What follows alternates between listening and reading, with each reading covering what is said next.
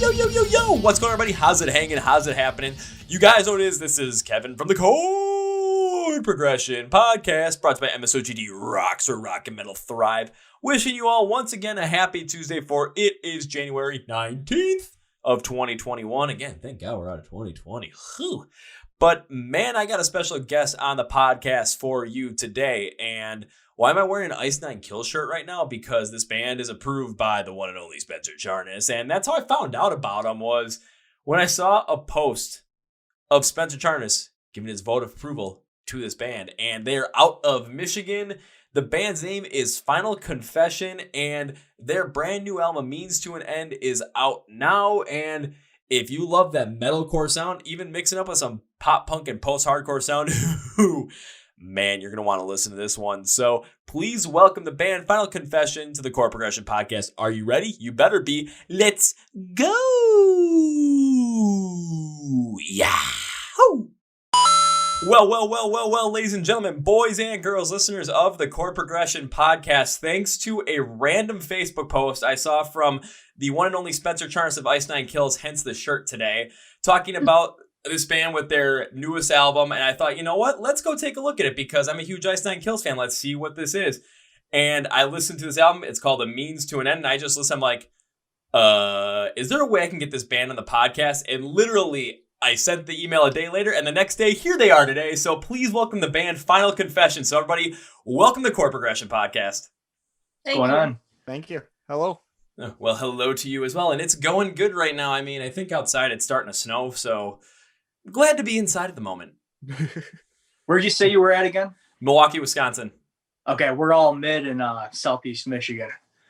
Yeah, I'm on the other side of the lake as you guys. And time zone, actually, so it's kind of weird, but wacky in a way at the same time. All right, well, I want to start out this episode with something I usually start out with because I find it always fun. So I want you guys to introduce yourselves by answering the following three questions. 1, I want you to give your name. 2, I want you to give what you do in the band. And 3, this is always the one that trips people up. I want to know, like, we're going to go all high school introductions, like college welcoming introductions, like a little fun fact about yourself. But I always like to hear the wackiest stories that you guys have, or wackiest facts you guys have. I've had people tell me that they were big YouTube stars over in Sweden before PewDiePie became a thing. I've had people give me their Tinder bios. That one always makes me laugh. I've had, people tell me about their famous Instagram cats or Twitter cats or dogs or whatever. So whatever you can think of, whatever wacky stories, wacky facts you can think of, I'll let you guys take it away. And whoever wants to start, I say go for it. Not everyone all at once. Someone else start. Eric called dibs. You can go first. What? All right. I'm Eric. I'm the frontman and vocalist of the band. A weird thing, after that Thrift Shop song came out several years ago, I decided to try doing a metalcore version of it back in the day for YouTube as a cover. It is the worst thing I'd ever done, and it has probably got like over 200 views. It was probably the most I'd ever seen back in high school. Now, here's the biggest question I have for you, Eric. Is that video still on YouTube? Yes. Okay, I know what I'm doing right after this episode is done recording. Yeah. I'm going to go on and watch that, because I still remember back at how was that when I was was that when I was a junior high school or senior high school? My brother came back from college. He's like, dude, you got to check this out. And he showed me Thrift Shop. I'm like, what the hell is this shit? Yeah. And literally over the next 2 days, all of a sudden, that's pretty much what we were listening to at that point, because it was so ridiculous, but also hilarious at the same time as well. So it was 2011, 2012, simpler times. Exactly. Actually, I managed to blow out my buddy's subs while listening to the Thrift Shop on a road trip with everybody. Okay, if you're gonna blow out subs, I think now you'd probably pick something a little bit different than Thrift Shop, but yep. For me, if it was honestly my pick, I would probably just try and see if I could go through the bridge of the breakdown of Popular Mouse by falling in reverse and see if I could blow out someone's subs with that. Just ooh, that'd be really fun.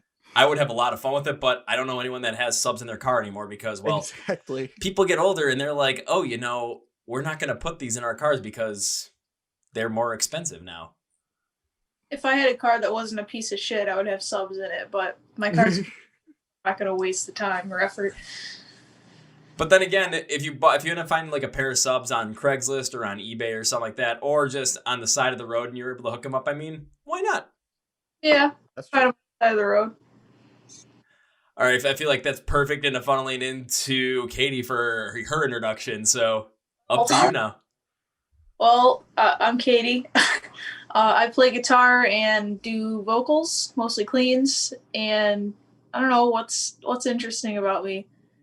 I met Avenged Sevenfold when I was younger. I guess that's the most wacky fact I have. When did you meet Avenged Sevenfold? I was like 14 or 15. 15, I think. Yeah, they're really cool. They're like the coolest in person. I've never had a chance to see them live. I've talked to a couple of people that have certain relationships with them, either with like they know like members of their family, so they've met a bunch of them beforehand.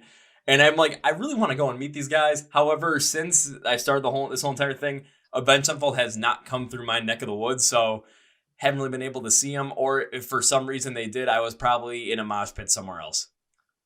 I was lucky. I saw them like on the tail end of like their like awesomeness. You know, not that they are horrible now, but they definitely were more awesome 8 to 10 years ago. So I saw them like right after the Rev died. So they were still two, I think. So Okay. it was a good show. Yeah, right when like they came out with Nightmare. Yeah. Like, right around that time. Okay. Alrighty, we'll go to JJ next because he just seems like he's sitting there. It'd be the perfect transition. You guys are sitting right next to each other. So JJ, you're up. Well, my name's JJ Jewell. That was step one, right? Yep, that's step one. Other guitarist in the band, with Katie being the first one. I'm sitting here racking my brain trying to think of the best random fact, right? And I have a ton of little ones and no one giant big one. One thing I don't think everyone in the band knows, back when my ex-stepmom, when my dad was married to her, we owned a pet store. I had a pet monkey that bit part of my friend's ear off. Just a little piece of ear. You get hungry sometimes. So. I mean, he probably watched that Mike Tyson, Evander Holyfield fight and just wanted to imitate him. So pygmy marmoset, like one of those things, like the body's squirrel sized, then the tail's like 1.5 feet, 2 feet long. Yeah, it was like a little rat that just flew everywhere. Oh dear No. God. Sorry, man. I'll say, like, that's got to be a monkey that just got all this sort of just quick energy and very agile, so you probably can't get them because of how small they're. But then that tail, I mean, it'll whack you in the face. All of a sudden, they'll climb up on something, they'll swing from something from their tail, and next thing you know, you're missing half your ear. It happens. Yeah, John still brings that up sometimes. I don't blame him. It's honestly a cool story, so yeah, you should keep bringing it up because all of a sudden, yeah, JJ had a monkey once and it bit my ear. If he remembers, I'll go, what? But alrighty, well, Adam, can you top any of these? I mean, some of these are pretty good. Oh, not at all. I'm Adam, bassist. The only interesting thing I've got going on is that I've got the Tony Iommi thing going on with the chopped off fingertips. How did that happen? It was a factory accident.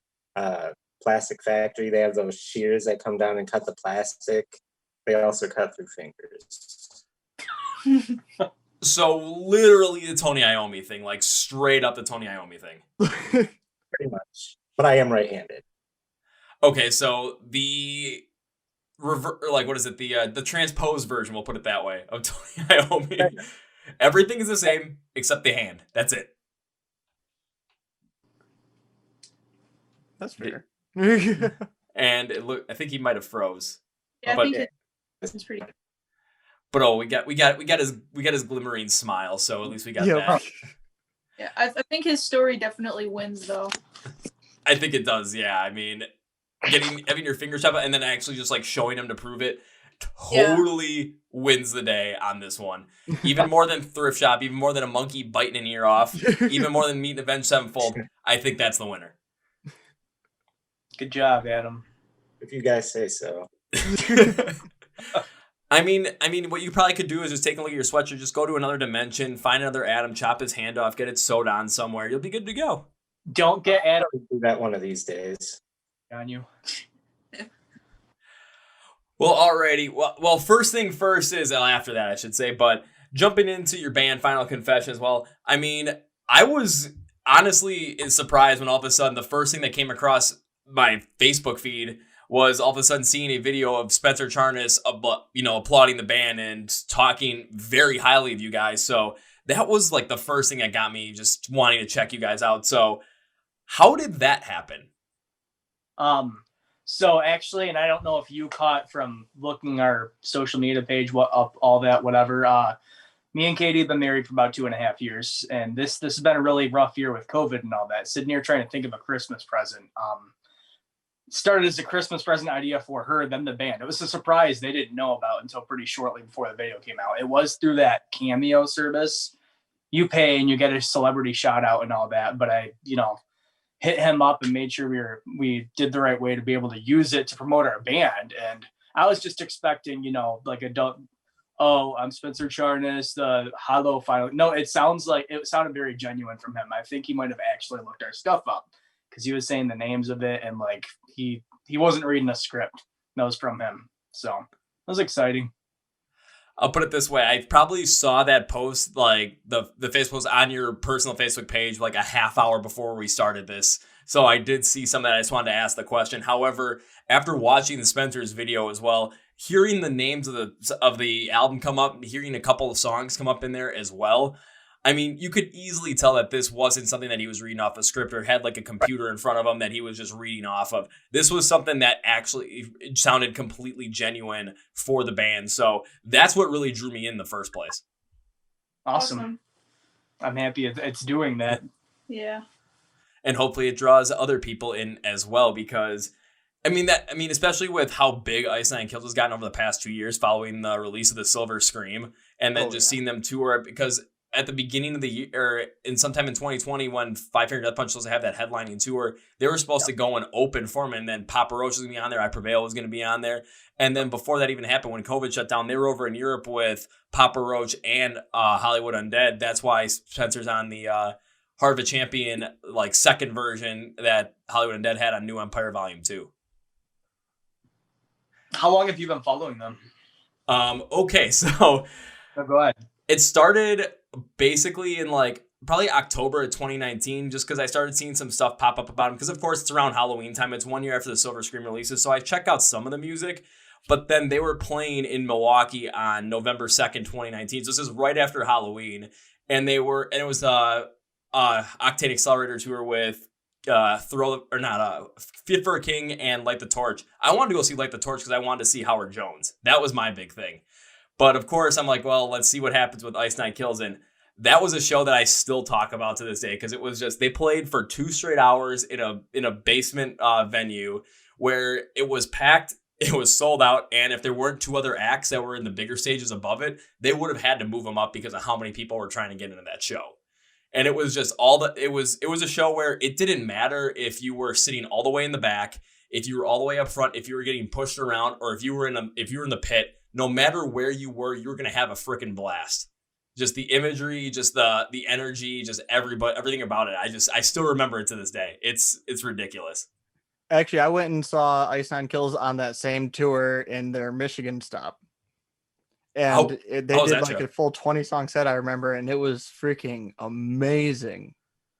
I almost skipped Thanksgiving, like, because usually my family, like, we'll do something the day before Thanksgiving. They were playing in Chicago the day before Thanksgiving. I thought about skipping the whole entire thing just to go see them again, even though I'd seen them like 3 weeks beforehand. I'm like, fuck this. I want to do this again. Right. And of course, with everything that happened in 2020, I'm not too happy that I decided to skip out on that one, because I miss live shows. Oh, yeah. We'll be back. They're not going anywhere anytime soon. And I mean, I actually have a couple random facts about how Ice Nine Kills has impacted this band too, because I mean, I did music from like 14 to like 20, and then I stopped for a couple years because of shit that happened, and I was too sad to do music and stuff. And then Ice Nine Kills, have you heard The Predator Becomes the Prey? Oh, absolutely. That album is like, there were two things that got me to want to try music again. That album and Steve Carell. Don't ask me why Steve Carell. He just inspired me to live again. You know what I mean? But that album is like the single like musical thing that made me want to even try again. And then that's when I started putting together, this lineup. And then the second thing is the only reason I knew Eric existed was because I took a couple old friends of mine to go see Ice Nine Kills. I think right around the time, well, maybe like 2018 in October, November or something. And I was like, we're going to need a vocalist pretty soon. Like, do you know of anyone? And they were like, yeah, this dude, he's the best vocalist I've ever met. And so that's the only reason I knew Eric existed. So it's pretty fitting that Spencer was interested in checking out our music and stuff. And I'm really happy that he seemed genuine about it, because he and Ice Nine Kills really are like intertwined into the history of why this band is what it is. So that's totally understandable as well. But then again, when you listen to that shout out that you guys got on Cameo, it didn't sound like a normal shout out. It sounded like something that really had a lot of substance behind it, because I've seen people have their shout outs posted to them, and just like with other people, not necessarily musicians, more just famous people or celebrities, athletes, that kind of stuff. And it seems like it's like, they have an idea what they always want to say in their head. They just change out the names here and there. This one sounded a lot different than that, because it had that, like, I don't know how to describe it. It's like with the voice that Spencer Charnas has normally, it kind of has that like innate horror movie kind of vibe. Like, like he's going to be like actually some sort of slasher in a movie. But right. Before he puts the mask on, kind of get that like creepy suaveness to it. And it was exactly there. It was there every step of the way. And again, when you hear the name of your band come up, the name of the album and a couple of songs come up as well, and it's just being rattled off the top of the head like that, you can easily tell that this was something that, yes, it was a Cameo shout out. However, this was more than just that. Mm-hmm. Like there was research done in this one. Oh, definitely. But then again, one other thing too is however you can get your name out there and you can get other people to listen to your music. I mean, that's one of the biggest keys out there now, because I've talked to many people about this when it comes to music, especially in 2020, because no one's playing live shows because of COVID. Damn you, COVID. Still pissed about that. But when it comes to getting people's attention on music, everyone's going to be listening through streaming services. So how are you going to get the attention of people to jump on your Spotify, jump on your Apple Music stuff, jump on if you're on Google Play or Amazon, wherever they might be streaming? How are you going to do that? And if you get someone who people really like in terms of like any sort of musical prowess that they really enjoy, and they speak highly of your band, holy shit, you're going to start getting people to really start latching onto it. That's what happened with the band Saul after they wrote King of Misery with David Draymond from Disturbed, and David Draymond really got behind him. All of a sudden, people started picking him up. Octane started picking him up, and their song was like number 18 on Big Guns this year for SiriusXM Octane. Their album just completely blew up once they dropped it on October 23rd, I think it was. So it's just something like that where people are going to start getting behind your music because they're seeing the artists that they love also talk about it. Yeah, that's super appreciative of his genuine take on it, and really thrilled about it. So, well, I mean, if I would be too, because it's just like, holy shit, man, look who said something about our music. Ah! No, literally, as soon as we got the video sent to our little group chat, because JJ made sure like I was out of work before he sent it to all of us, and I looked at it and I blew up the group chat trying to understand what the hell I'd just seen. No, I really have to ask, Eric, did you see the video and that's when you lost one of your fingertips? Oh, I haven't lost a fingertip. No, Adam, my bad. Okay, I always mess up at some point during the podcast. That was my first mess up. Eric looks at his hand like it's what? I'm sorry, let me rephrase that. Adam, so when you saw the message, was that when you lost one of your fingertips because you're watching while cutting some plastic? It's just like, Just couldn't help it. Hey man, it is totally understandable. So now I want to jump more into the album itself with A Means to an End, because I want to get a little bit of the backstory behind it as well, because before I actually start talking about the music with you guys, because the night before we did this, I listened through the whole entire thing probably like 3 or 4 times. I was really trying to get an understanding, a feel for it, so that by the time we came on the podcast, I wasn't going to be like, oh, so what's it about? What's it about? What's this? What's that? I actually could, have some substance behind it. But there wasn't much that I could find about like the makings of it and the overall influence behind the making of the album. So I kind of want to know about that in terms of how did this album get really generated? How did you guys work on this? And how are you inspired to create something like this? Good question. Well, a couple of the songs kind of existed before in the old era of the band, and we just kind of brought them over and adapted them with everyone's new, fresh take on it. But a majority of them, I think 5 of the songs we wrote together as this lineup. And when that happens, generally someone gets an idea for a song and bounces it off the rest of us, and we just kind of see where we can take it and just kind of add what we feel like is missing. And I think lyrically the concepts of it just kind of came together because we all kind of think similarly. So a lot of the topics were centered around like mental health, like societal stress, just overall the pressures of being alive, I guess. And that's why it's kind of called a means to an end, because it's what it feels like. You know what I mean? So that's what I take away from it. Everyone else should share what you guys think as well. Am I frozen? No, I was wondering who wants to go next. It looked like JJ was already on the screen, so I thought he was going to start going. That was from her talking. Oh. All right, we'll just jump to JJ on this one. So when it came to writing A Means to an End, really creating it, what was the overall thought process from you behind creating this album and the inspiration behind it as well? As a writer in this band and any other band, I've always been kind of like the flavor on top editor after we have structure and a skeleton and all that, I throw in some of the little stuff, like in particular, especially with Mannequins, the music video, that little hook that comes before the first chorus. I have yet, and we're sitting down. You said this is going to come out, in January sometime? Yeah. Like a few, something like that. Obviously we're always thinking about the next writing, so second album's on our minds and some writing's happening for that. I have yet to sit down, and I want to do it this time and be like, oh, I made this song with the help of the band, but I haven't been a primary writer like that yet. I've had a little bit of hand in just about every song, but not sat down and like I top to bottom did this. Understandable. So. And one thing I will mention is like a foreshadowing precursor for everyone in the podcast. I do want to talk about Mannequins, and I do want to talk about that hook that you wrote before the first chorus as well, because that was something that really stuck out to me the first time.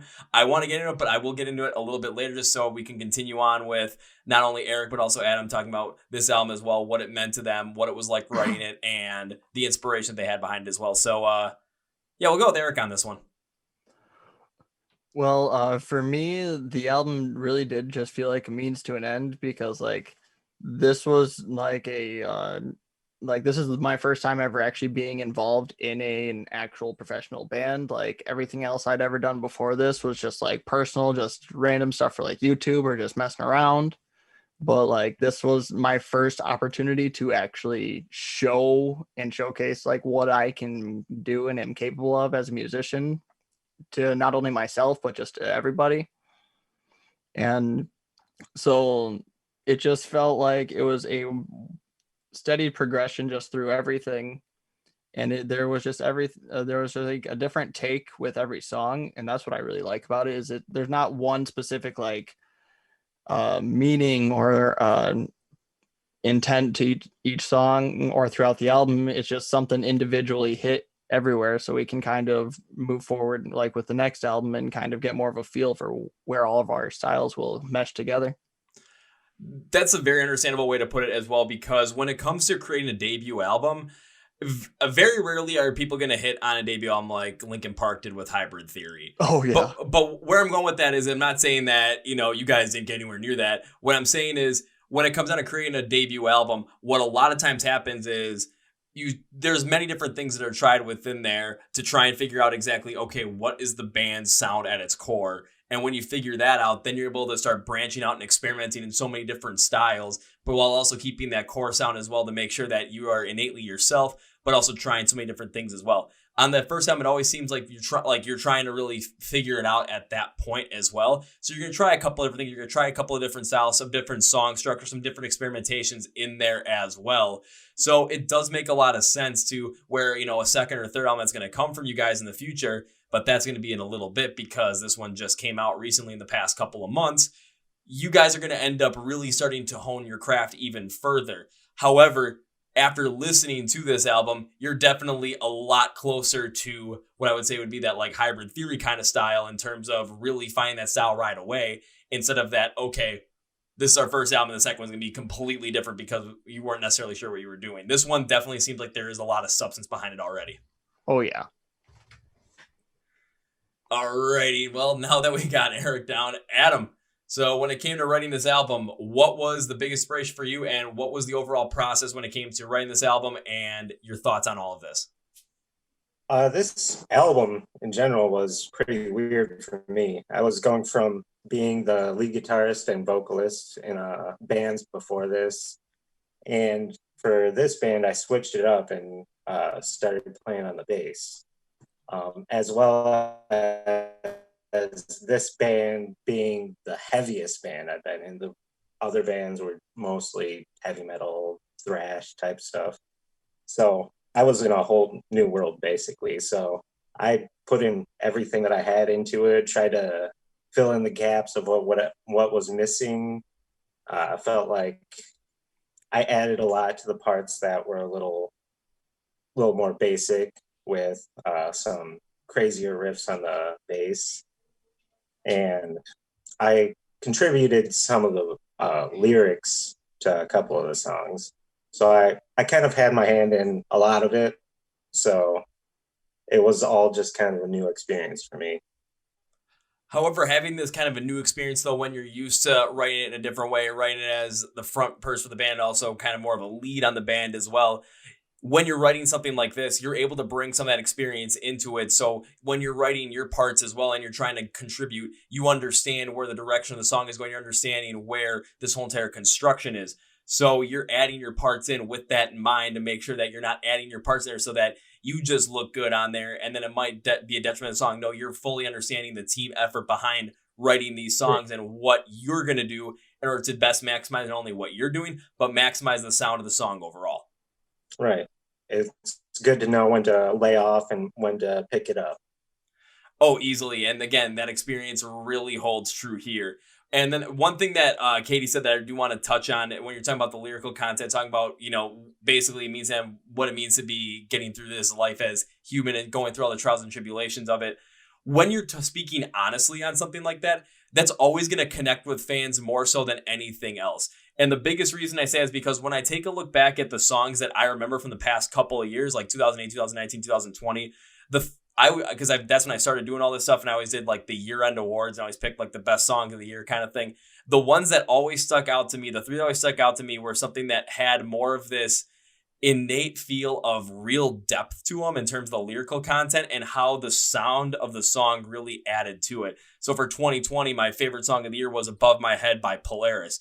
And the reason for that was because just the way the Napoleonic guitar sounded alongside the rougher, unclean vocals in the verses, plus the cleaner vocals in the chorus, and talking about feeling overwhelmed by depression and not being able to just kind of break through that and feeling like you're way above your head on trying to get through this, maybe by yourself, maybe with other people. I've felt that before. I know exactly what that feels like. And that song perfectly amplifies all that and perfectly explains all that just within its 4.5 minute runtime. So just if you're able to capture something like that by being completely genuine, that's where you're really going to make your mark in terms of having people listen to your music and be like, holy shit. And they're just going to connect with it in so many other ways than you could possibly imagine. Oh, certainly. Let's say, because you guys probably have songs like that where you listen to and it's just like the message that's being spoken to in that song, along with the way that the music sounds, it all explains a certain feeling or a certain time period in your life perfectly just in that certain runtime. And again, those are the ones that always stick out in our heads because we have either, even if it's a negative experience that we had, if we got through that, it gives a reminder to how far we've come. And now that is what I call therapy with Kevin. So, woo! Quiet because maybe we're kind of. I think we're quiet because we're kind of vibing on that, and we're all picturing what part of what song does that for us. At least I was. I was picturing a certain part of Aftermath that does that, and I'm like, yeah, you're right, dude. So. I mean, look at me go. Just kind of bring up. I'll say this: is that your song Aftermath, or is that the Ghost Inside's Aftermath? Ours. Okay, the reason I bring up is because I listened because I remember when the Aftermath by the Ghost Inside dropped earlier this year, and I was just like, holy shit! It had the exact same kind of feel. But it's also different too when you're writing music as well, because now you're putting your own personal experiences into words as well. And I know that can be daunting at times because now you're putting yourselves out there, and it can be kind of scary at sometimes. However, again, when musicians put something out there that genuine, what's going to end up happening is people are going to end up connecting what you're talking about and the message that you're talking about and what you went through to their own life. And that's going to end up giving them a tangible thought, a tangible way to explain what they went through just by listening to that song. And people are going to be able to feel what they felt through how you express it in the music. And that creates this like super duper strong bond between band and fan, and also between fan and other fans as well, to the point where you play these songs live and people are just going to end up just going absolutely crazy to them, whether it's in a mosh pit, whether it's just, they're going to be in the front row crying and singing every single word every step of the way because they just associate themselves with it so much. And that's when you've really made an impact in people's lives. For sure. That describes how I've fallen in love with any band or album that I've fallen in love with. Like you hear it and you just like can't get enough of it, and you're like, I think we know each other. Yeah, and I think we all have albums like that too that really just we can listen to them over and over again, and the reason is because we connect with them in that way. Oh yeah, I definitely have a couple albums like that myself. Recently I'd actually Disturbed released a song. It was like called "Hold On to Memories," and I'd unfortunately lost a family member recently over 2020. So like as soon as that song came on and it just randomly played on my Spotify, I was driving and it definitely hit me in the feels right there. That definitely is a song that'll hit you in the feels. And I got to ask you this question now, Eric. Have you ever seen the live music video that they made for it? I have not seen that yet. Already. The reason I asked that is because if you watch it, wait for the 2 minute and 37-second mark, because you will see at the 2 minute 37-second mark, you'll see a woman and she is just like super emotional getting into the song. But on the right side of the screen, you're going to see some guy just looking super goofy with like half his face cut off by the screen and just smiling like a dope. Oh, geez. And that guy is me. Oh, really? Yeah. That is awesome. I'm going to have to check that out. But then again, watch the whole video too, because there's so much going on there that you really understand the power that the song has, that it had on you as well. And one of the biggest ones is you'll see a couple that holds up a little onesie. It's like a onesie that has a bunch of it's like Metallica on it, but it's Metallica South Park characters. And they're also holding up a picture of a little baby. And I asked, because the woman that was in the shot with me, because she's one of the biggest Disturbed fans I've ever met in my entire life. Okay. And she knows those people. So I asked her what the story was behind it. Was they had a child and they lost the child within like the first like month or so, unfortunately. Oh. And trying to get through that song was just the thing that really helped them get through it. And it's just a super emotional connection to them. And even like a couple seconds after that in the video, you'll see them talking to David Draymond right after the song as well. Oh, that's awesome. So it's just, the only reason I wanted to bring up is because if you had that kind of emotional connection, again, it's the amount of people that have emotional connection to that song for the same sort of idea, but just the specifics are completely different. Mm-hmm. That's how music can really connect people, and that's how your music can connect with many people as well, because of the themes that you're talking about, and because of the sounds, and because of how those sounds are amplified in terms of giving expressionable explanations to those thoughts and feelings. Oh, definitely. I was like, I had to make sure I put that right, because I've said this a number of times, but I wanted to make sure I said it right again, because if I mess it up again, I'd be like, ugh. I'd probably have to walk off here and just like grab a V8 and just smack myself in the head. Or Twisted Tea. She beat us to She beat us to it. I don't have any Twisted Tea. I just have, I think, Coors Banquet and Labatt Blue in my beer fridge right now. So I've never had it. I'm probably gonna have to get a case just to see. A case of Twisted Tea. Yeah. I've never had it either. When I was It- down in I was down in Florida in 2019. Like people were drinking it all over the place. But then again, it was for the Daytona 500 weekend, and my dad was drinking like Coors Light and Miller Lite. They had Yingling out there. I couldn't resist. I tried Twisted Tea once. It's not that bad. Is it bad? It was all right. I'm not a big tea fan, so it's generally hard, especially cold tea. But it'll give you a good smack. We know that now. That's true.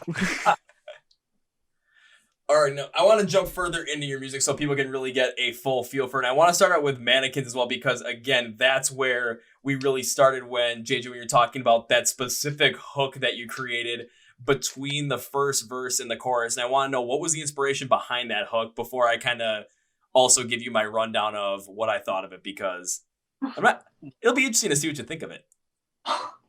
We were in the studio, and that's that's where a lot of small parts ended up getting added. And I think the group just said, we need something here. So I said, hand me the guitar, and it just kind of came out. It's little. It's like 3 different notes. It's nothing. We're obviously talking about the same one. Yeah. It's simple, but it works. I think it really brings you into the chorus better. Well, because the first thing that I thought about it was right from the beginning of the song as well, because if you see me looking over to my right, the reason is because I've got a note sheet that I wrote out here on my other screen, so I don't want to mess up what I wrote. And it was like right when the first verse comes in, it hits that burly, fast-paced metalcore sound with some really rough, unclean vocals from you, Eric. So at this point, I feel like I know I'm going to get more of a metalcore track here. But then again, as the verse comes on, we end up seeing that less brutal style of metalcore come in, and then you're seeing that different style of hook that you create with the guitar, kind of with some softer sounds as well than they were before. However, they have that same power behind them. So at this point, I was intrigued about, again, first off, why was this included in here? Because I didn't know where the song was going at this point. This is the first time I ever heard you guys, a song from you, was listening to Mannequins. I'm like, okay, This is definitely wacky. Because with the unclean vocals on there, I'm not going to lie, at first it sounded out of place. However, that's before I heard the chorus. After I heard the chorus, then I see why that transition was there and why it worked out so well in my mind, because you get a softer, like post-hardcore and metalcore mix. I kind of thought of it like a harder Escape the Fate kind of feel, especially with Katie's vocals coming in clean, and it's very smooth going into it. And I love that contrast, but that quick transition, that quick little hook that you put in there between the first verse and the first chorus, that just made everything connect perfectly. So that was a huge fan of that. I would have to say, out of the whole band, and I don't know everyone's catalog of all the music that they listen to regularly, I think I probably have the softest taste. Like, I came before this, it was pop punk, and before that, it was like Aerosmith, Guns N' Roses, and all that. I'm the farthest from metal until I really got into this. Okay, and I love it now, but I always like bands like A Day to Remember and like the early 2010 stuff is what got me into this territory at all. And I always find myself gravitating back towards like what separates me from you, the whole taste of blending that hard and not right. And that I think I definitely drew on that in the 10 seconds that hook came out. Oh, easily. It's just at first, when you first hear it, you're wondering what the heck is going to go on with this because of the way the intro and the first verse sound. But when you get to the chorus, it just makes so much sense. Awesome. I was going to say, using A Day to Remember as that example, it makes total sense because they've done something very similar with that, going from a harder verse to like a more pop punky kind of chorus. This one had more of that like a faster pace, a little bit harder, but post-hardcore feel to it. However, again, just that simple hook just made the connection between the verse and the chorus. If that wasn't there, I'm not sure if this would have worked out as well, but because it was there, it just connected it perfectly. Awesome. Happy to hear. I'll do it again sometime. I mean, I think it'd be a good suggestion. It seemed like it worked. All right, I was gonna say one other thing that I was rather curious about this one was because every time you listen to like a song that really has like that metalcore post-hardcore backing, there always seems to be that very consistent structure to where it's like verse, chorus, bridge, breakdown, chorus, end. However, on Mannequins, that really didn't happen. And that was something that threw me for a loop right away. But because, again, once we get back after the first chorus, we get into the second verse, and it's pretty much right where the first verse left off. But then that transitions kind of more like a cosmic feel that you had on the intro song with Apathy. But you end up kind of bringing back that heavier drum and really build into something rather different. So now I kind of got, okay, now I get where the connection with Apathy comes in, kind of bringing that in there, because hearing that from the beginning, I'm like, where the hell is Final Confession even going with this album? But kind of bringing that back, I'm like, oh, okay, I kind of see how this makes sense. All of a sudden, the transition plays, verse picks up faster pace, cosmic feel pace on the guitar, and it just gets us like back in the chorus. I'm like, I love the move here because it gets us back into the chorus with like a longer setting, so it's like a bridge in a way. So I'm like, this is definitely interesting. So it gives the song like a fresh feel and gives it a lot more through that transition.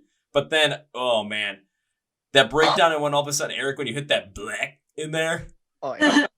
I'll say this, it reminded me of something like when I first listened to Motionless in White and I first heard Chris Motionless do his black. It reminded me of something like that, with just the way it transitioned into the breakdown. I was like, okay, here we go. That was the thing that was like the first thing that really made me want to just like reach out to you guys right then and there, was right after I heard that black. Because I remember I was standing over here, I heard it, I was like, oh,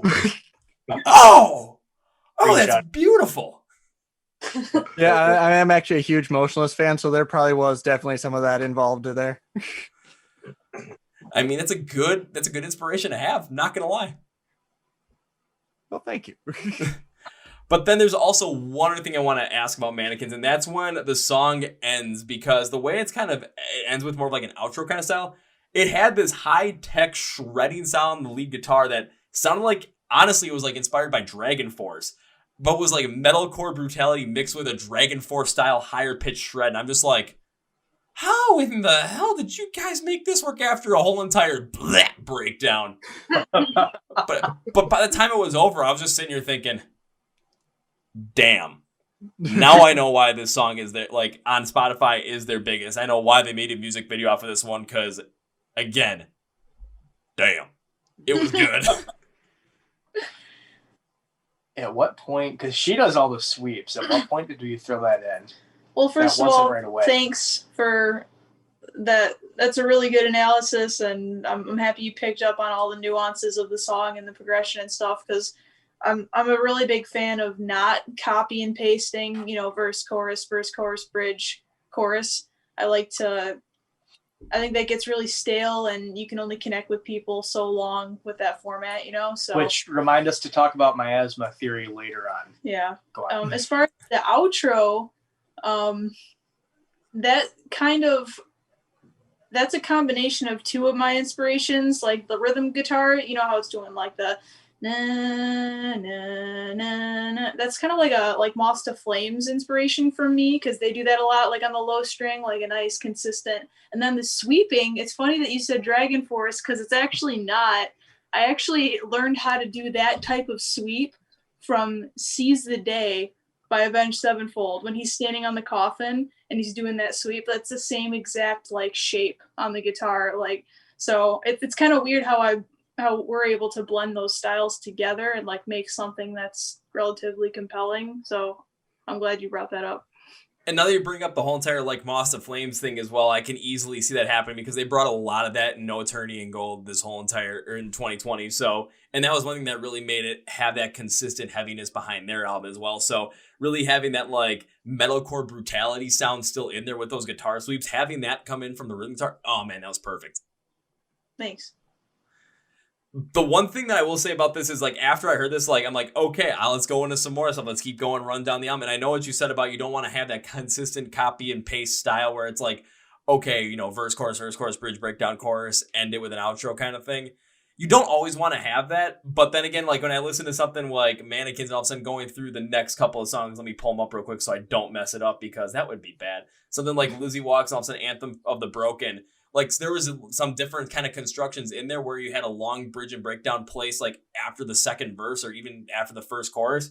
And at times, like, okay, that's, like, I love the fact that you guys experiment with this. However, again, if you're going to keep bringing up that over and over and over and over again, each song is going to kind of run through and be the same. So I was hoping at some point that wasn't going to, like, there was going to be some sort of change up in there.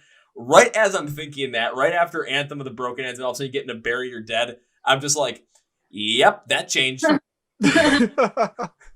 Hell yeah. And I'm not sure because I'm taking a look at even like the Spotify list right now. Like that only has at the moment just over 1,000 plays. However, out of all the songs I listened to, that was the one that just stuck out to me the most. Yeah. It's the funnest to play. That was the first single off the album too. We did a lyric video back in August. Mhm. August. Yeah. Really, so I got to ask the inspiration behind this song and how you guys wrote this one. Well, that is Adam's child, so start with him. Yep. All right, Adam, you're up. It was actually supposed to be part of a different song, which is Miasma Theory.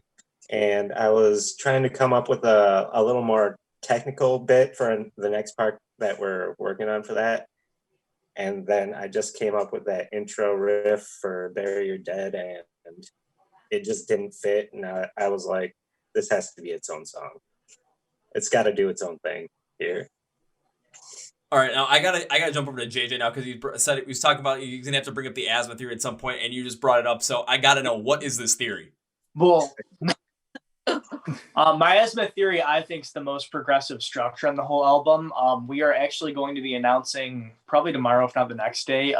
We have a lyric video coming for that song. It's kind of like a last minute surprise for after the album drop and all that. You're gonna see it early January. We're gonna be releasing this video. It's actually. We've done, other than Mannequins, live music video, the whole music video bit, we've done mostly lyric videos so far.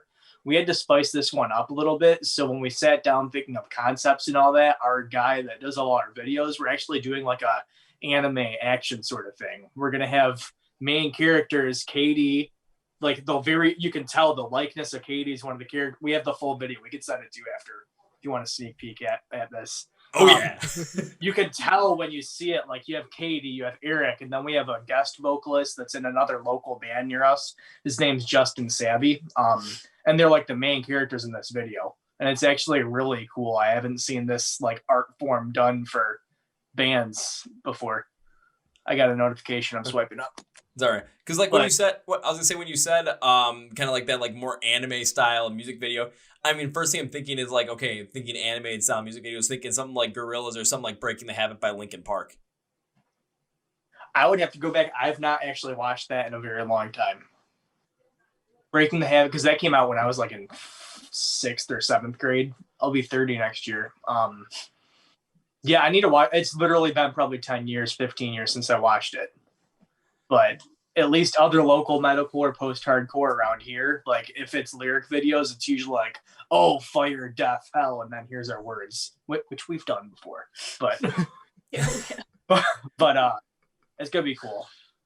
And that's coming, pretty shortly. Yeah. But we were talking about song structures and all that, and Miasma Theory, I think, is the most all over the place in a good way sort of setup, and that's why that came up. Okay, because I do want to jump back to Bury Your Dead first, because that one, again, that was the one that stuck out to me the most. And when you're talking about that intro that was written for it, honestly, that was the first thing that, again, that just launched me right into the song, because it had this, like, it had that metalcore, but also mixed with, like, a post-hardcore feel at the same time as well. And I absolutely loved it because you get that heavy metalcore fast-paced sound. It's an instant draw, but that post-hardcore inspiration behind it gives it a lighter feel. So it's honestly like that hook from Mannequins. Like, it just brings you right into it, and you're like intrigued just because you want to know where the hell this song is going to end up going. Right. I know exactly what you're saying. And for the chorus, I wanted to dial it down a bit. So it was more like a chord progression type structure. But then we kind of do the verse, chorus type of thing with that song. I felt like we kind of needed that on the album because we didn't really touch up on that type of writing style previously. Yeah, and like I was talking about earlier, where it's like, I know you don't always want to do that, like you always have that as the same structure, but you can bring it in like a couple of times here and there, and it's going to work, and it's going to end up giving that diversity to the overall album structure itself. Because, yeah, you're going to bring in a different structure. It's not going to be like these other unique structures that you're working with. It's going to bring something in that is going to be different when you're listening through the album in a full run through. Now, if I listen to this just straight away, it'd be like, okay, verse, chorus, that kind of structure. But after going through the album just top to bottom and the whole run through, yeah, placing this at 5 again, it was like, had me questioning at first, like, okay, are they going to go to these consistently different song structure with putting like a bridge and a breakdown like after like the first chorus or after the second verse. And this one, I'm like, nah, that's not happening. So again, it helped keep the album incredibly fresh going into the second half of it. Yeah, it's nice to pepper different things here and there and make the weird stuff stand out while making the regular stuff also somehow stand out just by mixing them together. Yeah, and then because like I'm going through the song again, in the verses, you kind of kept that what the intro brought, like that same feel to it. But then you added Eric's unclean vocals on top of it, and I was honestly just a huge fan of this because Eric, just your vocals added so much heaviness to the song that you guys had previously within the album. So again, there's that whole connection there, so it doesn't feel like this song is completely out of place. But it contrasts against having that like lighter sound, higher pitch lead guitar that just has that lighter, like more post-hardcore sound, while also having this really fast-paced metalcore feel. So I'm like, okay, there is definitely a lot going on here, but it's just still bringing you in every step of the way. The contrast worked out in this completely. And then, and what you said about the chorus, like going in and kind of keeping a little bit more of like a, not as brutally heavy, more softer. I'm like, okay, here we go. Because listening to it had a little bit more of that post-hardcore feel. And honestly, Katie, it played off your vocal set incredibly well because you kind of went with something what I thought was more of like a more melodic vocal style here. And I was all in for it from the moment I heard it because it gives this song a whole different life than even the other ones had up to this point. Contrast against the faster paced, unclean verses, like vocally, isn't that really makes this stand out as potentially, in my opinion, the best song on the album. And the other great part about this is at the end of the chorus, you end up bringing back Eric in to kind of transition back into the rest of the song. And it makes so much sense as it connects all the pieces together. So it didn't feel like anything was out of place. Again, the transitions between different parts were absolutely fantastic here. Thank you.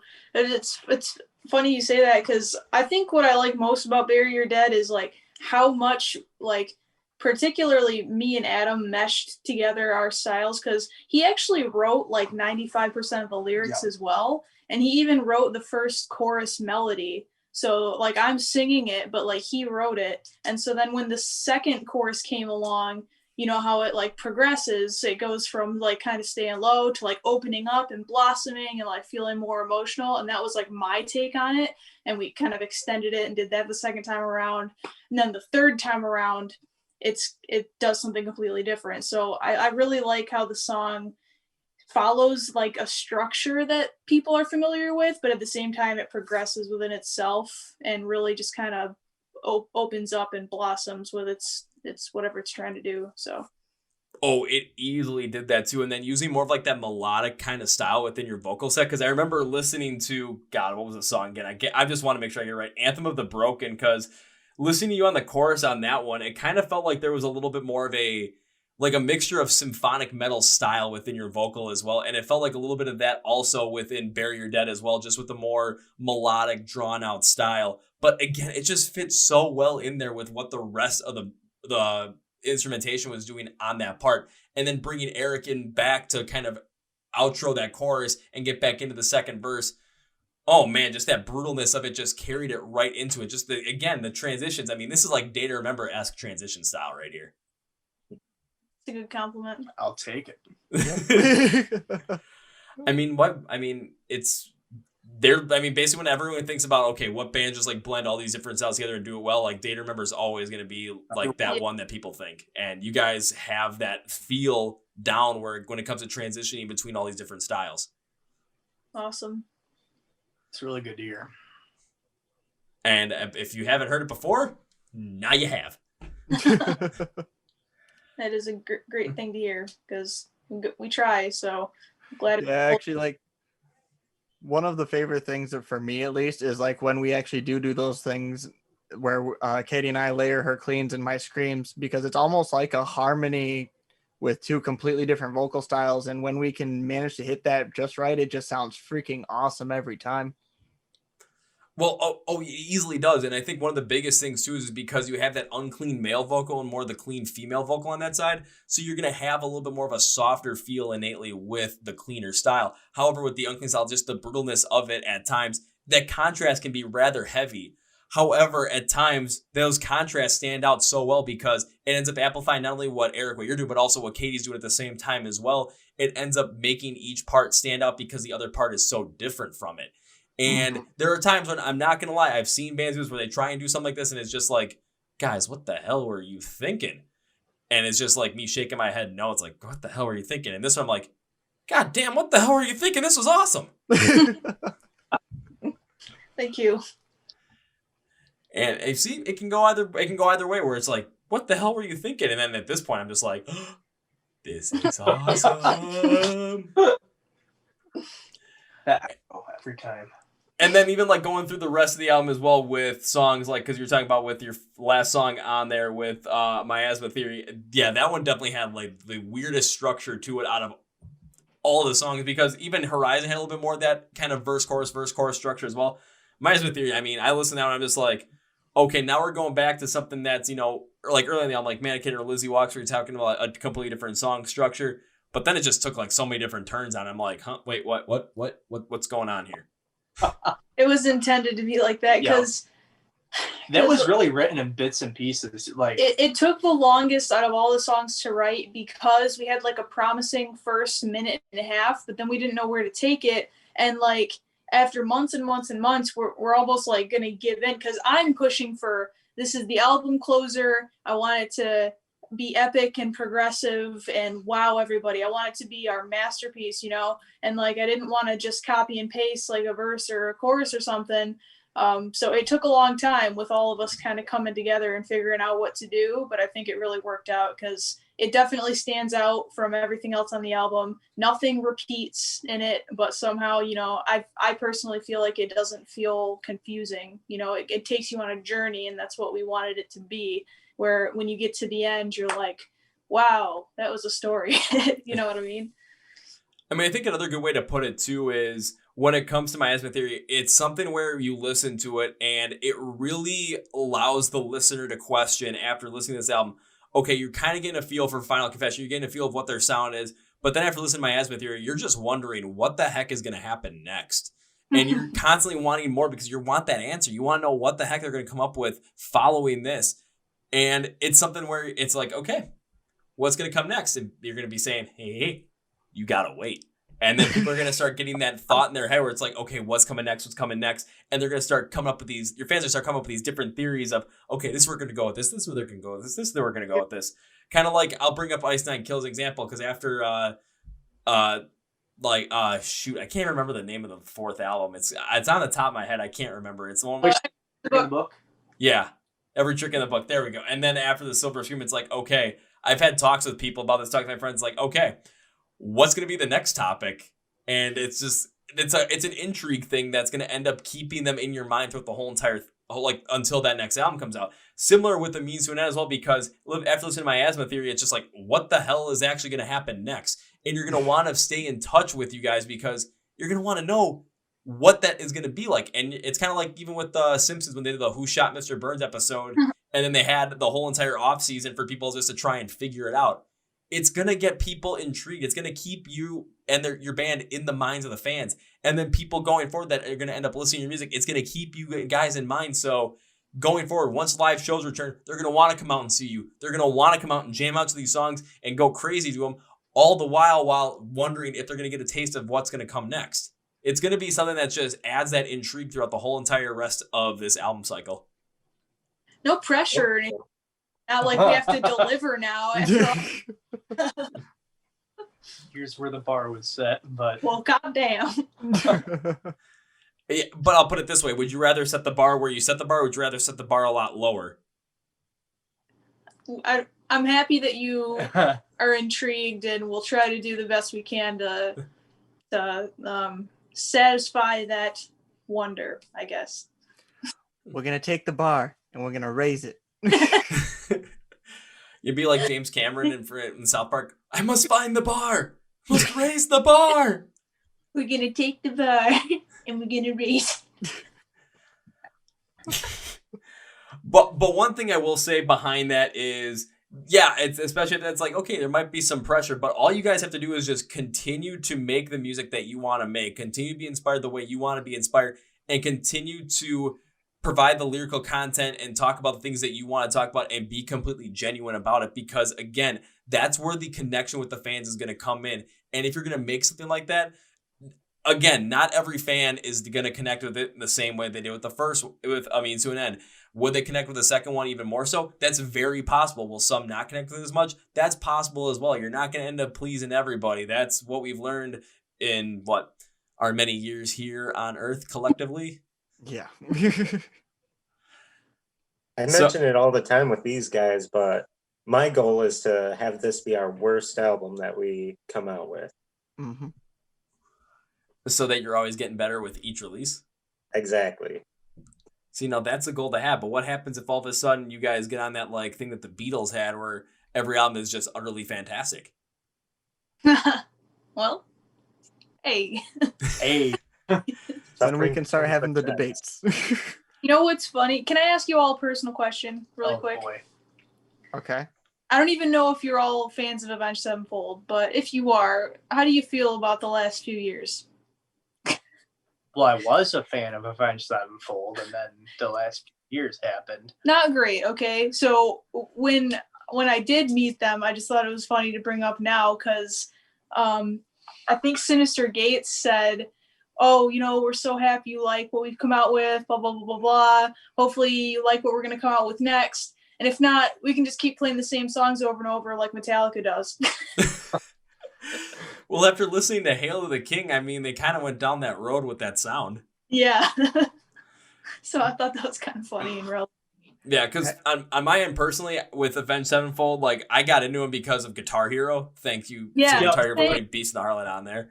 But then, once I started, I didn't kind of fell off a cliff with them because I really didn't get anything much metal before I started all this stuff. I was more in that hard rock style with bands like Papa Roach, Skillet, 3 Days Grace. And then also I'm huge into punk rock as well. Always listen to Anti-Flag, Pennywise, Rise Against, favorite band without a doubt. So all of a sudden, once I started getting more into the metal stuff, metalcore, that kind of good stuff, all of a sudden I'm like, okay, let's check out what Avenged Sevenfold did because I'm curious. And then what they did on Nightmare and their self-titled album, I'm like, holy shit, this is awesome. And then afterwards I'm like, well, this sounds a little different. So I kind of hope that I know they're going to potentially keep some of the stuff they've come out with newer in their sound, but I hope potentially they mix some of that older sound from 2007, 2010 in with what they're going to be doing in hopefully 2021, 2022. And they have they just experimented a little too far left. Little far past my taste. It's not like they're not good musicians. I'm not talking shit about them or anything, but yeah. Well, for me, I found Avenged Sevenfold through happening across Waking the Fallen among my stepdad's CDs when I was younger. Nice. And that was an album to get started on because I went straight from that and segued to City of Evil. But it's funny that you mentioned that that's what they said because I just saw Avenged Sevenfold a year or so ago within this moment. And they played all the newer stuff and I wasn't really feeling it. They walked off stage. They came on for their encore, and it was like another half an hour of everything I actually wanted to hear.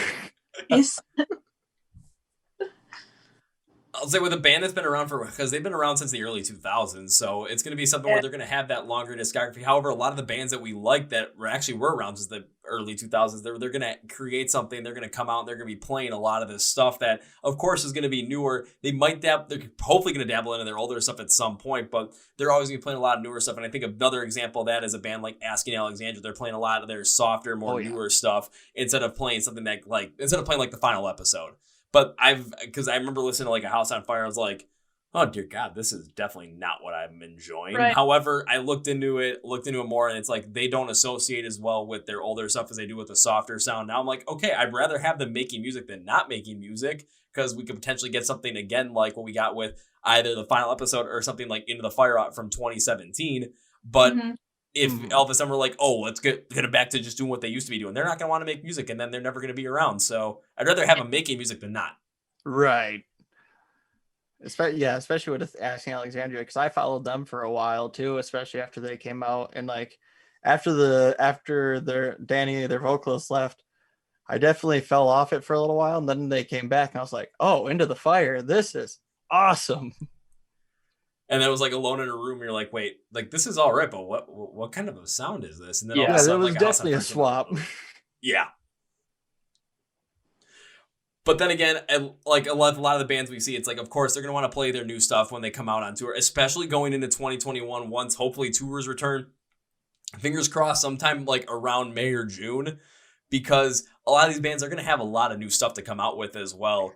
And they're going to want to play a lot of the new stuff because, again, that's what's fresh or something that came out within 2020. But a lot of times fans are going to want to just hear some of the older stuff as well because that's what they associate really well with. Oh, yeah. But we'll see what happens. And then going into 2021, because you guys came out with A Means to an End in 2020. And, of course, with coming out with an album in 2020 means you guys weren't able to tour it because of freaking COVID. Damn you. I'm still shaking my fist at it. Not happy with it. But my biggest question is, and I always like to ask this question, when it comes to 2021 and hopefully when tours return and live shows return, what is your guys' plan to make sure that Final Confession continues to grow and continues to achieve the goal that you want to achieve with it? Wow, that's really live shows wise, we were kind of hitting like getting our stride right when COVID picked up. Like I remember our last weekend playing shows as a doubleheader. We did a Friday night, Saturday night. Yeah. So like Detroit, I don't know how much you probably don't know Michigan a ton, but like Detroit area, then Lansing, so like a decent distance away. And they were both, I mean, for us, probably our more packed shows, not all from our band, but like getting on these lineups with other heavy hitters in the areas. And then COVID comes along and like stops that. I'm afraid naturally we're probably going to have to like not backtrack, but start a couple of steps back from where we were, still being a local band, because we haven't really played outside of our band members live a little bit apart, hour and a half, depending where we're practicing, whatever. So we have kind of little pockets of live fan bases that we're starting to really grow. And now we might have to go back and just start that up a little bit again. But once everything's open, I'm pretty confident the speed's going to pick up faster than it did before. We didn't have anything out at that point. We had a single from a year and a half ago that wasn't even on this album, and we were still getting clout and all that. So with this album out, and then once shows start up, I mean, it's obviously going to depend on how this shit show resolves. Like, is it just going to be like little shows here and there, or like our tours a full go? Because like we've been like, you know, having like little discussions about like hopes and dreams of, well, it could be like viable in the near future to do like a long weekend, you know, Michigan, Ohio, Indiana, or something like that, and try to start branching out like that. So I guess that would be the goal. If we have a goal, is to like start being able to reach different fan bases and stuff and just kind of grow from there. All right, now I have to ask this question because I made a whole entire video at the beginning of 2021 where, I mean, by the time we're recording this, it's not out yet, but it'll be out by the time this episode releases, where the one big major concern that I have is, and I got to preface this with the fact that when I was in college, I studied economics. So when it comes to supply and demand and stuff, like, my mind's always thinking about this. And of course, with what's happened in 2020, with the music industry paying attention to everything, especially live music, yeah, I kind of have a weird idea of something that might happen. I hope that something like this doesn't happen, but I have a feeling it might, because now all of a sudden you're going to have every single band wanting to get out and tour at the exact same time. Oh. So, because everyone was shut down for over a year at that point. If tours return, if live music really returns to the full front in like May and June. And I think that's what the idea is right now. But again, anything can change. So with that in mind, taking a look at there's a lot of live venues in a lot of places that have had to shut down because they haven't been financially viable, because they haven't been able to have any live shows. And I don't want to get in a political discussion, but the freaking government didn't help them out at all until the Save Our Stage Act was put in the latest stimulus bill. If that ever even gets passed or not, we'll see what happens. Right. And even then, it's starting state level. I mean, Michigan, I forget the exact dollar amount, but it was like $20 million for hundreds and hundreds of venues. Like a $1,000 or $2,000 check is not going to help for the past 8 months. Exactly. So where I'm going with this is, now you're going to have this quantity demand and potentially overall demand because of all the bands that are going to be able to play, that want to play live. You're going to have an increase in quantity demand, increase in overall demand to play these live shows. However, with a lot of these venues closing because of COVID, because of them not being able to get or any kind of revenue in, or any help from the federal government or state government for that matter, a lot of these places have closed. So the overall supply of stages is going to be down. So the biggest question is with the potential for overall supply of stages to be down and overall demand for bands to get on these stages to increase, how are you guys going to be working in order to make sure that you are on these stages, that you are going to be able to play at these places that you want to play at, so that you continue to grow the band? What do you guys plan to do to make sure that you have that in mind and make sure that you are going to be on those stages? Do you mind if I say something really quick? You go. This Yeah, go for thought in my mind just now. I don't know about us in particular, but I think this is going to make an opportunity for local bands like us to really help revive music, because we play to play. You know, we don't play to make bank off every show. So I think like local bands like us are going to be willing to play shows and let the venues help make their money back. You know what I mean? We're not going to demand a $5,000 guarantee. So I think it's going to open up opportunities for bands like us to kind of lift each other up again, lift the venues up again. That's at least what I think. You know, it's going to be kind of a help each other get back type of thing.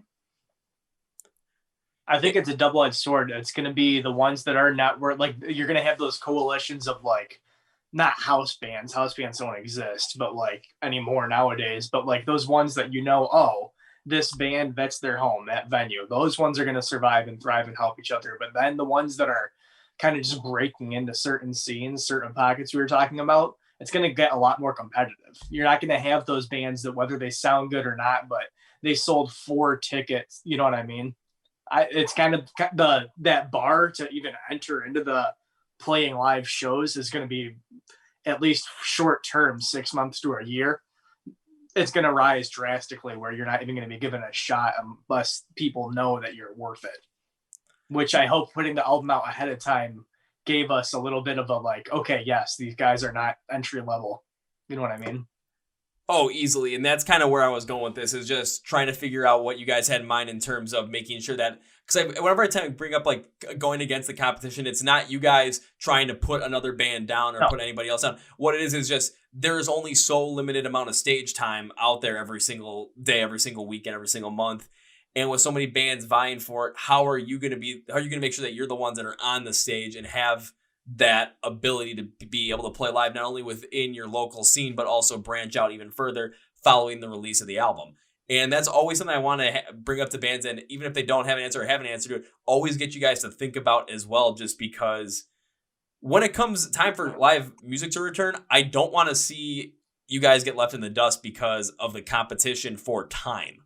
I want to see you guys thrive in this situation. So having that, even if you guys haven't really thought fully about it yet, having that thought process start, it's going to end up giving you a competitive advantage over the rest in terms of getting on that stage.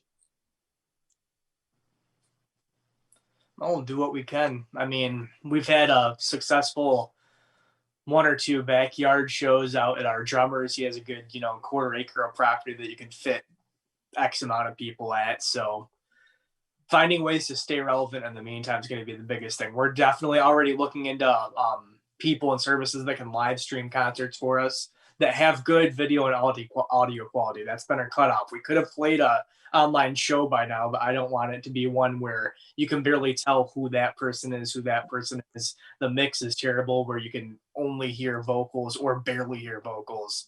We're trying to find someone that can do it the right way in the meantime, because I think May or June is optimistic, unfortunately. I know the biggest reason why I always bring up May and June is 2 reasons. One is because there's a lot of those music festivals that still have their lineups from 2020 moving over to 2021, and they're slated to happen beginning in June. However, the reason why I always bring up May is because the biggest tour I've seen announced that is starting in May for 2021 as a hopeful is Bring Me the Horizon. However, that's over in Europe, so that's a completely different story. But then again, it still inspires hope and it still gives us a starting point to work with. Yep.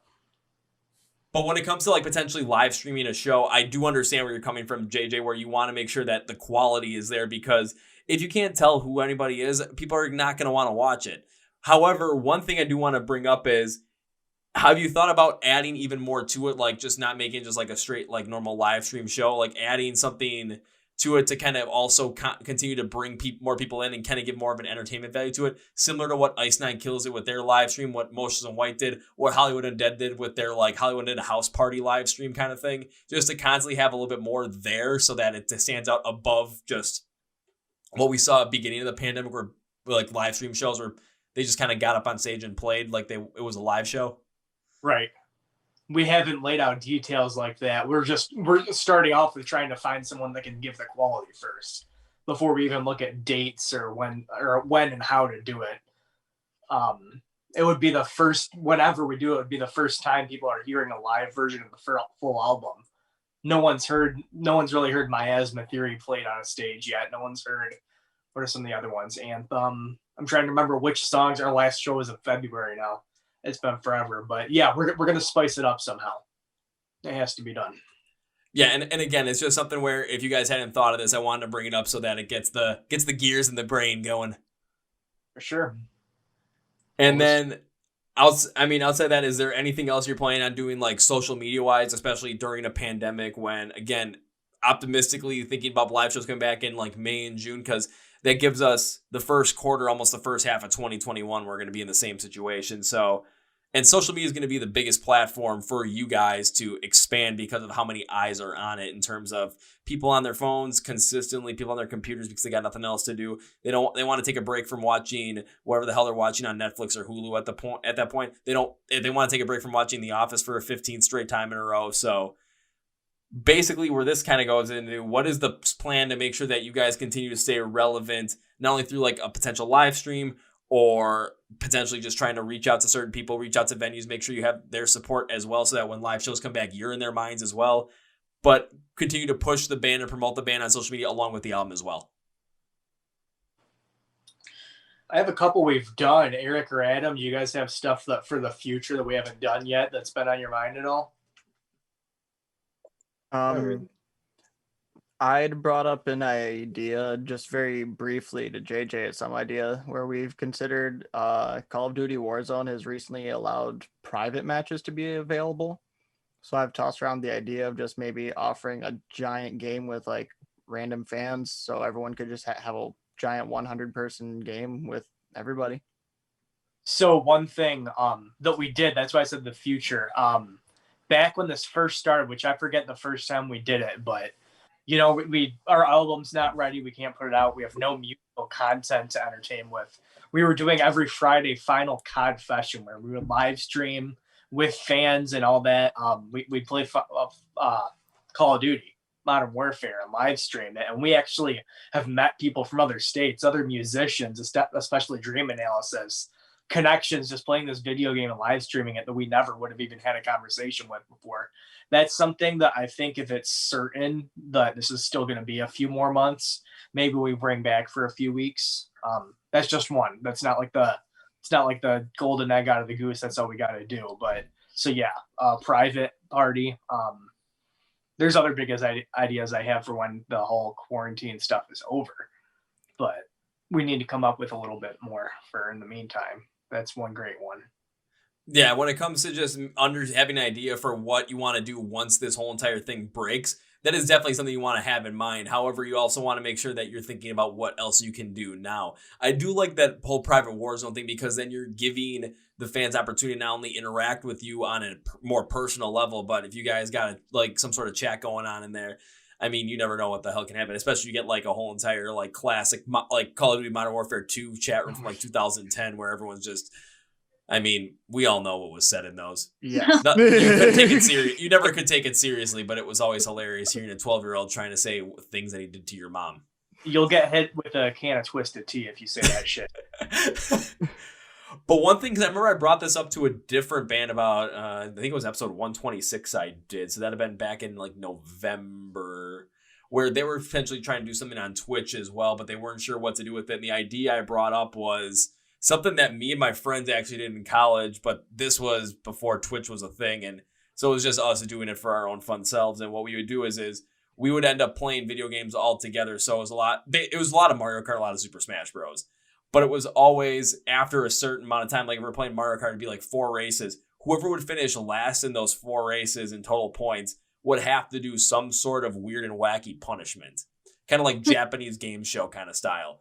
So so this is where I'm going with this. So what you guys could do is you guys could do something very similar, but what that does is that adds intrigue to the fans. Like, okay, who's going to win? Who's going to lose? And what is this wacky punishment going to be? And it doesn't have to be anything like too crazy. It just has to be something that's can be like kind of just weird and just doesn't make any sense, but we'll get not only the fans to laugh, we'll entertain them as well.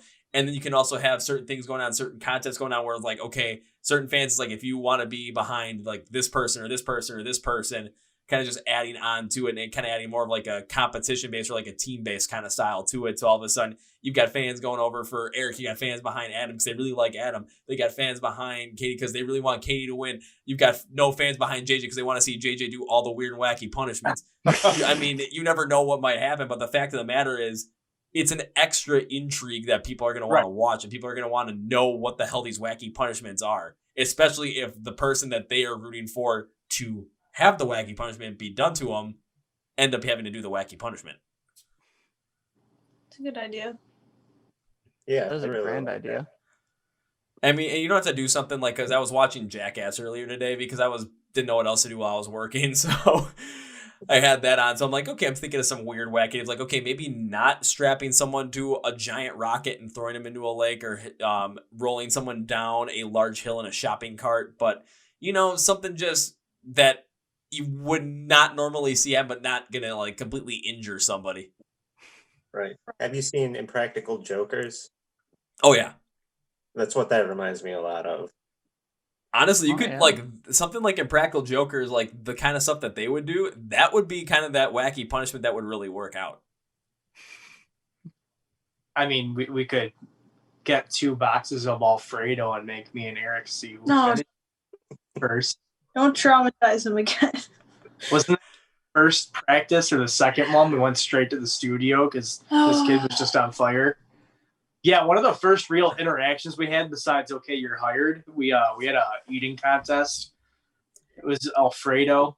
No, what happened was Eric made the mistake of posting about how much Alfredo he could eat on Facebook, and JJ took it as a personal challenge. It was directed at me. He didn't know my name yet, but he called me out. So for the next few months, Eric was traumatized, forced to eat as much Alfredo as he possibly could. No, it was only once.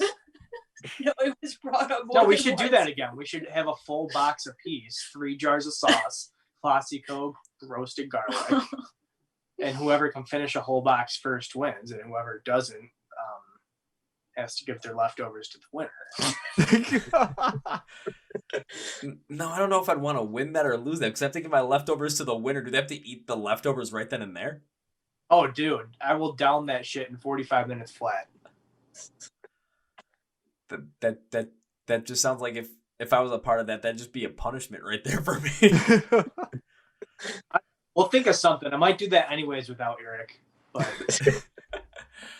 yeah, but then again, see, like there's stuff like that where if for someone like myself, like if I'm going through Twitch and if I'm online or anything and I see you guys doing a live stream like something like that, and if it's put out there like, loser does wacky punishments, I'm like, okay, I want to check this out to see who the band, like if I don't know the band, who the band is and what the heck they're doing and what these wacky punishments are. And if it's something like, okay, you gotta do a snow angel just like in a t-shirt and shorts or something like that. And then as they go out and do a snow angel, all of a sudden you lock the door behind them and you leave them outside for like 5 minutes. They're pounding the door like, let me in. I mean, hey, as for me, it'd be like, ha ha ha ha ha. JJ, you out in the snow and cold. I got. It's a good idea. Oh, I'm here to fuck with somebody in the band. I'm down. We'll do it. I'll say if you haven't figured out, if I was definitely on someone's team to make them do a wacky punishment, I just don't want to see JJ do the wacky punishments because I brought him up twice doing these. Yeah, we're all on that same boat. Yeah. Well, thinking about it, I mean, you guys have the new album. You guys have ideas of what you can do between now and when live shows return. And JJ, you already are working on ideas for when live shows return, and you're thinking about ways to make sure that when you get a chance to play live shows again, how you're going to be able to continue to expand the band, expand the fan base, and not only that, but also make sure that even with a potentially lower supply of stages with a higher demand for that stage time, that you guys have much more ability to play during those stage times. So always think about that, and always having that in your mind is something that is a very good thing. However, one thing I will be doing is I will be keeping my eye on you guys to make sure that this stuff keeps happening, because, well, if I don't try and hold you accountable, who will? We appreciate They that. are. Maybe the random like outside influence, like he. All of a sudden it's gonna be like February, and it'll be like, hey guys, remember to do your taxes. Also, what the heck are you guys doing for the live stream stuff? Come on. Hey, nothing wrong with a fair reminder to do your taxes so you don't get audited. Yeah. That's gonna be fun this next time. I know. Woo. If you can't tell, I'm super excited about it. I mean, I think I read that some of the $600 stimulus stuff's coming like tonight and tomorrow for the first wave. So check your automated transactions and shit. Everyone had a ton of questions last time this happened on how it's going to affect taxes, right? Yeah, I think so already. I'm already pulling out my phone. I'm going to see if it came. If it did, I'm going to be happy, because I'm doing a whole entire by the time this episode comes out, because I'm partnering with a different another company to help promote the podcast on other podcasts and other like radio shows as well, to get people to listen to it. So I'm like, might be a good time for that stimulus to come in as well, just because it kind of costs a little bit. Right. And nope, not yet. Nothing yet. Nothing yet. Just a lot of purchase charges that I've made. Nothing into my account yet. Read the last 10 of them off. Oh God. No. Along with your account number. I want the last 10 things you spent money on. Oh shoot, let me see. So we have No, you can't skip. that I can't skip. Let's see. Okay. There's groceries. There is new checks, because I was out of checks, so I have to pay my rent with checks, and I couldn't find the rest of my like actual checks. So yeah. Yeah, we run an old school here in Milwaukee. Yeah. Nope. Oh, nothing wrong with that. Let's see. Then there is, what the heck was my credit card bill I paid off.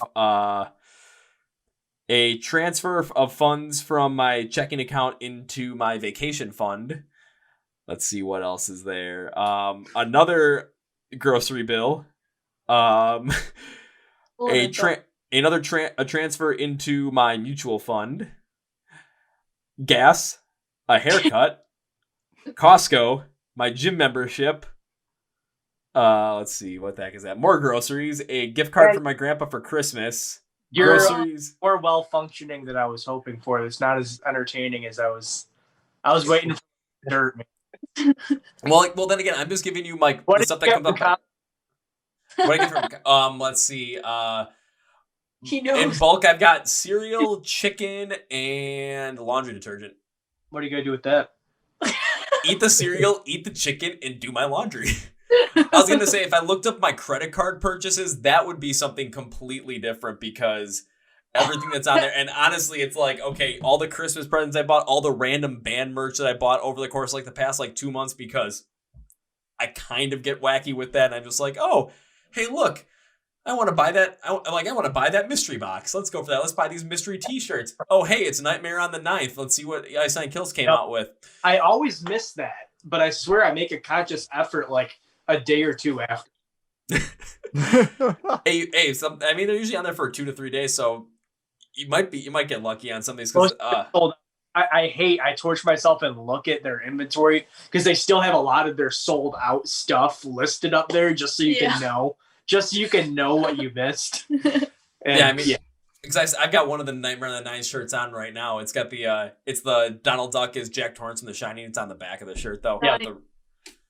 I have the evil Mickey Mouse one, long sleeve. That was a good story. I want to get kicked out of Disney World sometime because they didn't do their due fucking diligence to see what kind of bands were coming to play. You heard, right? What was that? You heard that story, right? Of Ice Nine Kills in Disney World? Oh, absolutely. Why do you think I have the Donald Duck shirt? I actually have 2 of the Donald Duck shirts. I have the Jack Torrance one. I have the Pennywise one. I have the Goofy as what's his face? Goofy as Leatherface, and then also and 2 of the Mickey Mouse as Freddy Krueger ones. Nice. So I'm definitely aware of the story, and I've almost gotten kicked out of Disney World as well. I haven't gotten kicked out yet, but Yeah, that's what happens when you go down to Florida and then your dad's cousins are like, hey, come and have lunch with us. And then we end up getting drunk and going to Disney World. I got to say, though, watching parents freak out over their kids and they see you just like having a blast without kids, just that look of just like sheer like hatred on their face when they look at you. It's so much fun. So if you ever get a chance, if you're going to Disney, do it without kids. It actually is a lot of fun. I'm sure. So on that, I was gonna say on that. What was that? What was that, JJ? You kind of cut out a little bit. No, let's do Final Confession takes over Disney World. We'll put some GoPros on our foreheads and just have it. No kids. He no likes anything. it. He did the face. I can't even. I'm down. I want to see that happen. Taking a look at the time now, we're at about like that hour and a half mark, and I think it's a good time to end it because we've kind of gone through a bunch of the wacky stuff that we've talked about with your connection with Ice Nine Kills, the whole entire run through of A Means to an End, which I do want to close after this with. So we also went through your guys' take on what you're planning on doing in 2020 or 2021 before live concerts return, after live music returns, and then some of the other crazy stuff. But I do want to end with my final thought before we end up doing the whole entire goodbye sayonara thing. I wrote out a whole final thought on what I thought of the album, and I want to share it with you guys just so that you get the full take of it. So again, looking to the right so I don't mess this up. And I said, when it comes to Final Confession, when I first saw the endorsement from Spencer Charnas of Ice Nine Kills, I knew that I had to listen and to expect some metalcore with some sinister feelings to it as well. As I jumped into A Means to an End, I got that, but then even more so. On the first few songs on the record, they show that they can use a brutal and fast-paced metalcore sound and mix it with a softer sound coming from Katie's vocal set, and they do it very well to make sure that these songs make sense.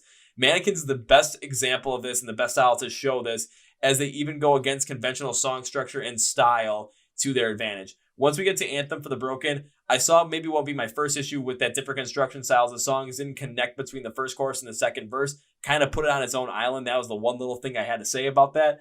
I was starting to have my doubts until Bury Your Dead came. Here the band showed mixing that metalcore style with more of an energetic post-hardcore style that really had a great feel to it. Great mix overall with the vocals, and jumping right into the breakdown after the second chorus was incredibly well done. That song had me hooked on the band, with Horizon offering the same feel, yet in more of a pop-punkish kind of way. Katie and Eric contrasting vocal styles together with that same style instrumental tones is something incredible to listen to. The Aftermath shows more of the duet style in this, and it works out so well with a faster paced style to fit Eric and somewhat of a pop-punk style and post-hardcore tone to fit Katie as well. Their blending is great. It's not as like totally perfect as A Day to Remember, but still absolutely fantastic. For a debut, this is pretty badass, and I'm glad I got to tell them right to their faces. All right. Well, on, man. Thank you, dude. I appreciate that. Sorry, I had to keep my head do. turned because I didn't want to like mess any of that up, because I probably would have if I didn't. No, And- that means I'm glad you got that much from it. That's really awesome, and happy that you checked it out and really put thought into it. And now everyone else, you have to check it out and put the exact same amount of thought into it too, because you won't regret it. So as we close this out, I always like to give you guys a chance to say some final words, final remarks, whatever you want to say. So now the floor is yours. I've talked enough. Basically, all I have to say is thank you very much for having us. It's been a pleasure, and it's been a lot of fun, and we appreciate you. Keep doing what you do.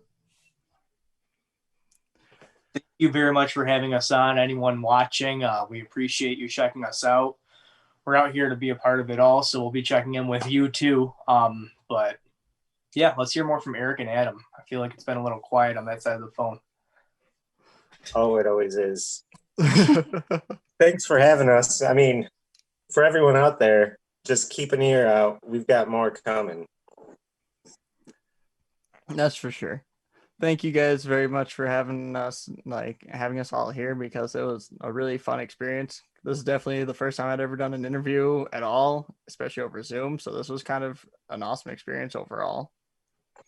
And we definitely have plenty more opportunities and lots more coming in the future. Well, now it's time for me to conclude with my final take on this. So again, Adam, Eric, JJ, Katie, thank you for being on the podcast. It was incredibly fun to have you. And even though I would say it's incredibly fun to have bands on the podcast, that's because it's true, and it reigned true here as well. So love being able to talk to you guys. Love being able to dive deep into A Means to an End and really get to talk to you guys about it as well.